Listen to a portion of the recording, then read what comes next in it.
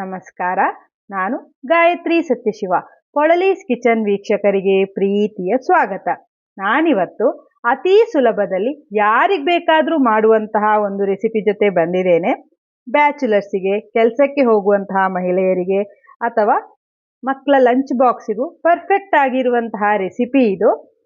ಇವತ್ತಿನ ವಿಡಿಯೋದಲ್ಲಿ coconut rice ಅಥವಾ ತೆಂಗಿನಕಾಯಿ ಚಿತ್ರಾನ್ನವನ್ನು ಯಾವ ರೀತಿ ಮಾಡುವುದು ಅಂತ ನೋಡೋಣ. ಮೊದಲಿಗೆ ಅನ್ನವನ್ನು ಉದುರುದುರಾಗಿ ಮಾಡಬೇಕು. ನಾನು 1.5 ಕಪ್ ಅಕ್ಕಿಯನ್ನು ತೊಳೆದು ಕುಕ್ಕರಿಗೆ ಹಾಕಿದ್ದೇನೆ.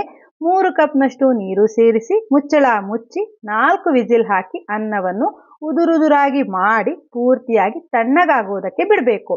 ಇನ್ನು ಒಂದು ಬಾಣಲೆಗೆ 2 ಚಮಚದಷ್ಟು ತುಪ್ಪ ಹಾಕಿ, 1 ಚಮಚ ಎಣ್ಣೆ ಹಾಕಿ, 1 ಚಮಚ ಸಾಸಿವೆ, ಅರ್ಧ ಚಮಚ ಕಡಲೆಬೇಳೆ, ಅರ್ಧ ಚಮಚ ಉದ್ದಿನಬೇಳೆ, 1 ಒಣಮೆಣಸಿನಕಾಯಿ ಹಾಗೂ 1/4 ಚಮಚ ಜೀರಿಗೆ ಹಾಕಿ, ನಿಮ್ಮಿಷ್ಟದಷ್ಟು ಗೋಡಂಬಿ ಚೂರುಗಳನ್ನು ಹಾಕಿ, ಗೋಡಂಬಿ ಕೆಂಪಗೆ ಆಗಿ ಒಗ್ಗರಣೆ ಚಟಪಟ ಅಂದಾಗ 1/4 ಚಮಚ ಇಂಗು ಸೇರಿಸಿ, ಖಾರಕ್ಕೆ ತಕ್ಕಷ್ಟು ಹಸಿಮೆಣಸಿನಕಾಯಿ ಹಾಗೂ ಸ್ವಲ್ಪ ಕರಿಬೇವನ್ನು ಸೇರಿಸಿ ಬಾಡಿಸಿ.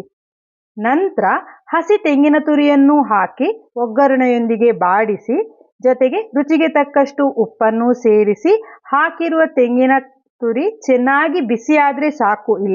ಅಲ್ಲಿ ತನಕ ಹುರಿದು ತಣ್ಣಗಾಗುವುದಕ್ಕೆ ಇಟ್ಟಿರುವಂತಹ ಅನ್ನವನ್ನು ಹಾಕಿ ಚೆನ್ನಾಗಿ ಮಿಕ್ಸ್ ಮಾಡಿ.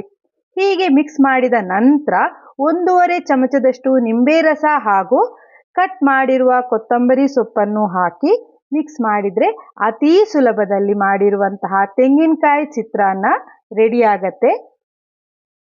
ತೆಂಗಿನಕಾಯಿಯ ಪರಿಮಳದೊಂದಿಗೆ ಮಧ್ಯದಲ್ಲಿ ಗೋಡಂಬಿ ಸಿಗ್ತಾ ಈ ಚಿತ್ರಾನ್ನ ತಿನ್ನೋದಕ್ಕೆ ತುಂಬಾ ರುಚಿಯಾಗಿರುತ್ತೆ.